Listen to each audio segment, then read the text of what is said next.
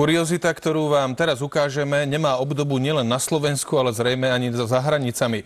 V Seredi si pri stavbe novej bytovky robotníci poradili s prekážajúcim telefónnym káblom tak, že ho jednoducho obstavali. Na chvíľu sa stal súčasťou novúčičkej obývačky.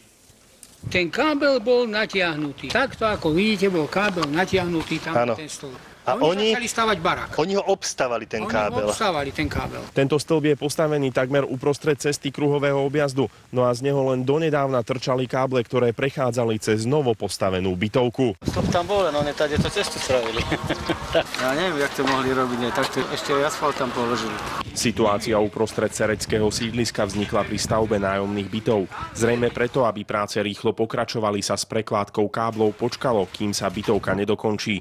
A tak telefónny kábel prechádzal napríklad aj obývačkou bytu. Ten kábel nejde len do tej bytovky, ale on ide naskrz na druhú stranu, tam na tú sivú budovu. Investorom je v tomto prípade samotné mesto. Jeho primátor na celý postup nedá dopustiť a práce oduševnene obhajuje. Bytovka sa najprv postaví, a až potom sa robia okolo siete. To si však rozhodne nemyslia odborníci, ktorí káble pri dnešnej výstavbe prekladajú takmer dennodenne. Sereď zlomila 17-ročný rekord vo vašej predstavivosti, áno? To určite. Dnes už kábel zo steny netrčí. Potom, ako o tejto skutočnej anomálii informoval miestny spravodajský portál, okamžite ho dali odstrihnúť. Miestni sú však presvedčení o tom, že ich táto stavbárska kuriozita preslávila široko ďaleko. To som jednoducho nevidel, to je taká rarita. Zo Serede Samuel Migál, televízia.